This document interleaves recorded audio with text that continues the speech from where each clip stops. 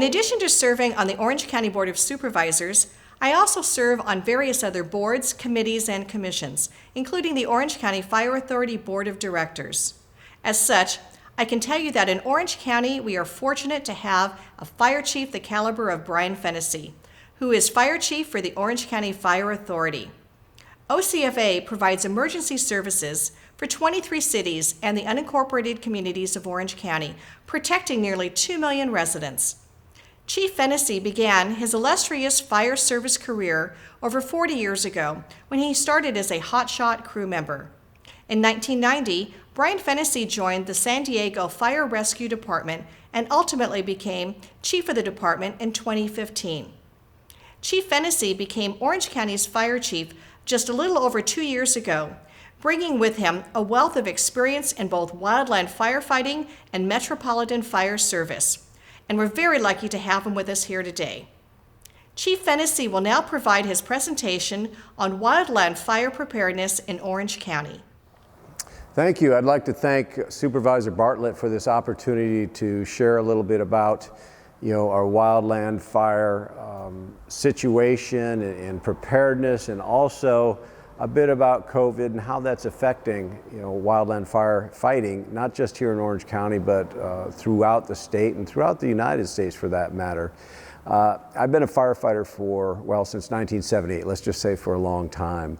And I've never seen the type of wildfires that we've been experiencing over the last 10 to 15 years.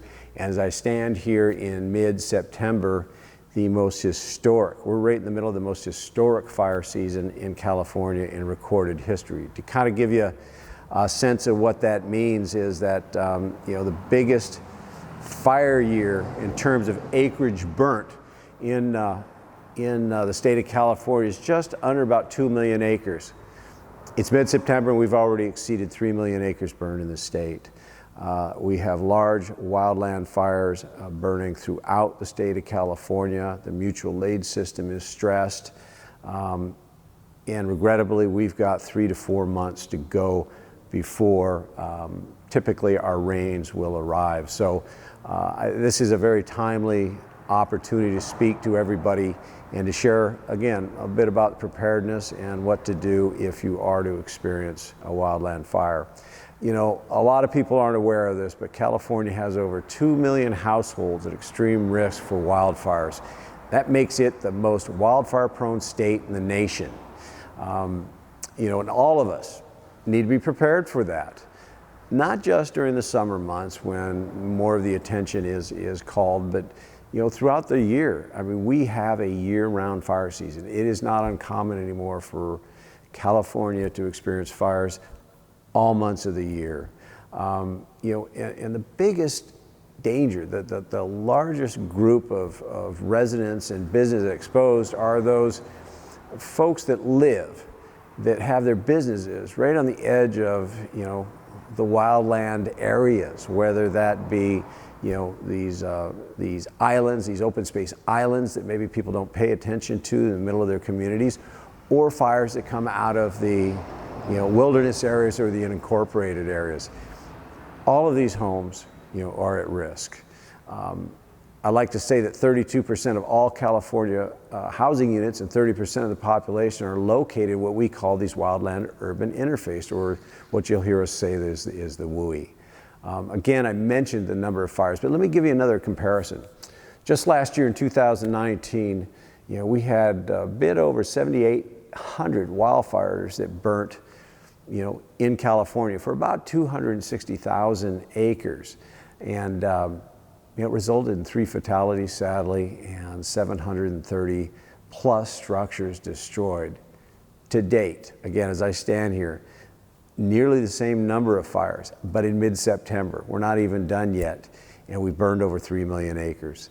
6,400 structures are damaged or destroyed, and thus far we've experienced 20 fatalities in the state. And it's quite likely that sadly, that number is going to go up in the coming weeks due to fires that have literally destroyed towns in the northern area of the state. I get asked often is, what does it look like this year with pandemic?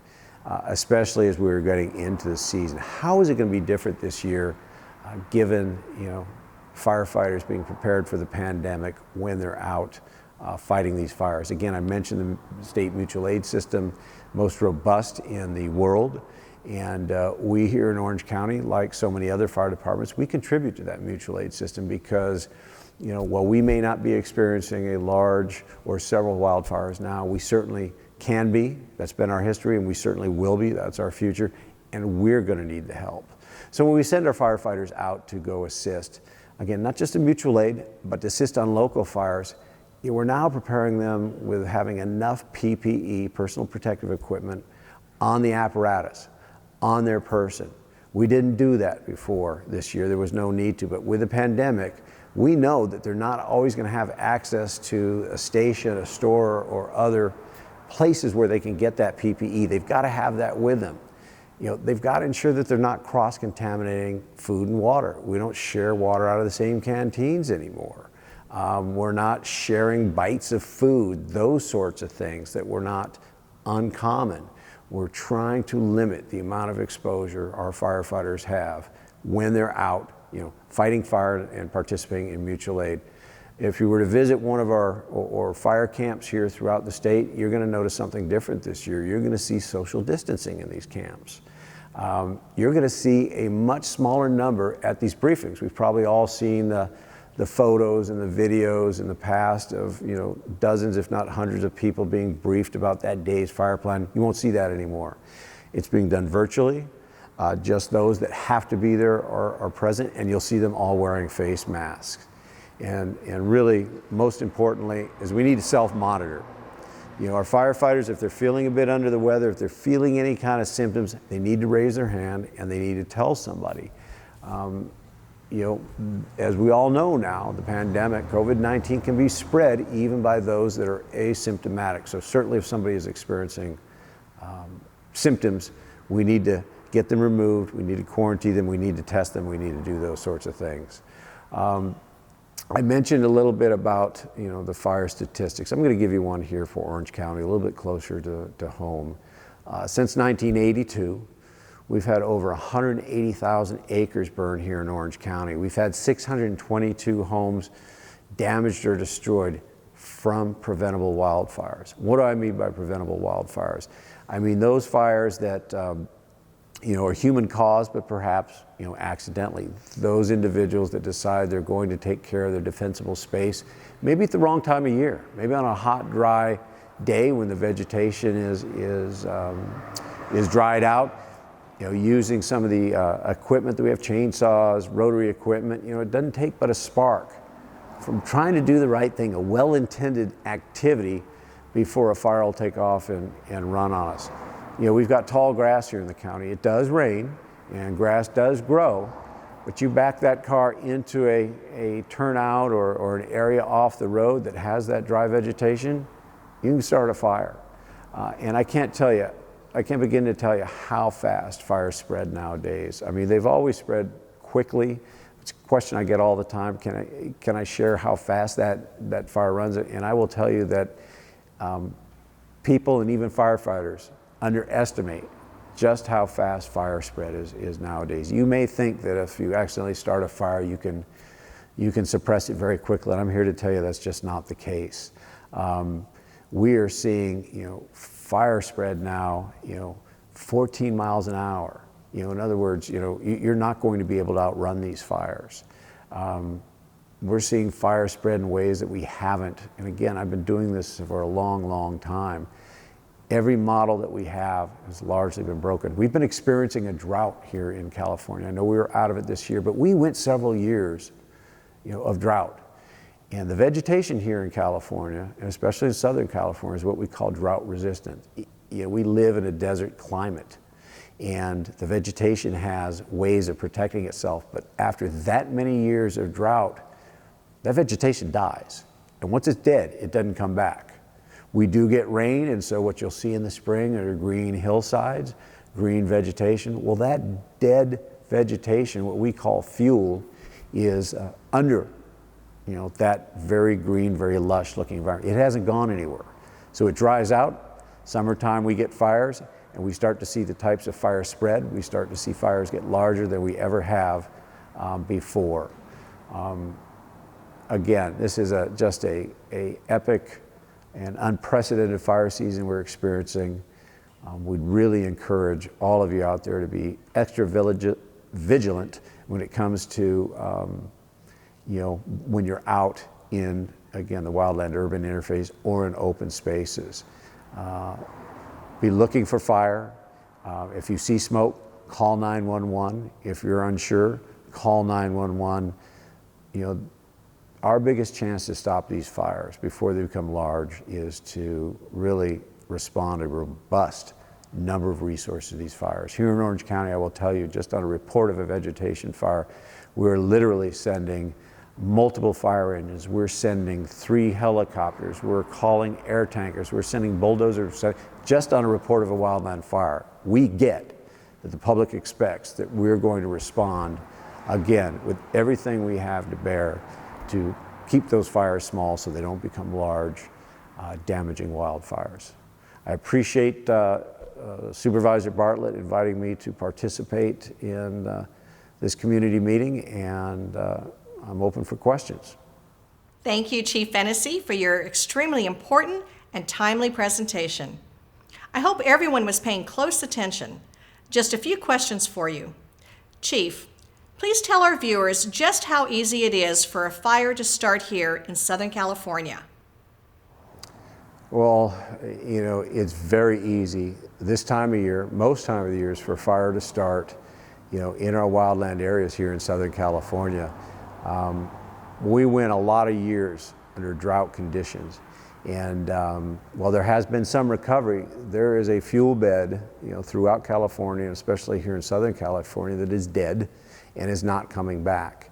And what we'd ask is that people not be lured into thinking that the fire danger is low just because they see, flowering vegetation or a green landscape.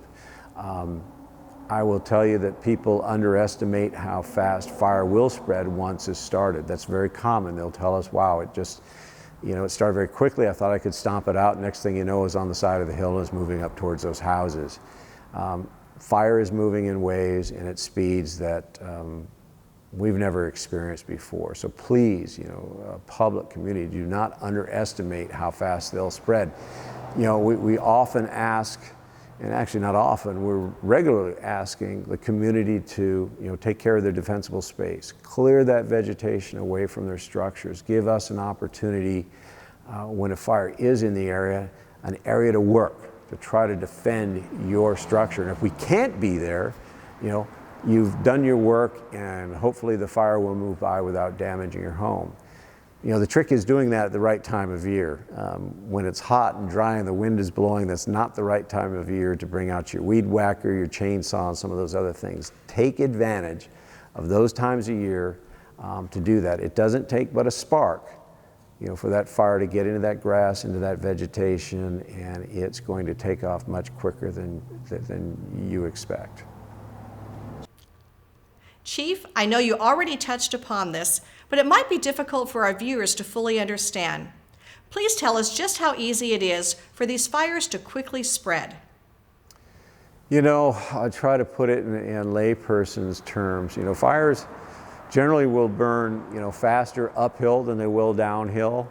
But you start putting wind on these fires, whether it's uphill, downhill, or level ground, you're going to see fires spread, 14 miles an hour, or, basically that's about a 4-minute-mile pace.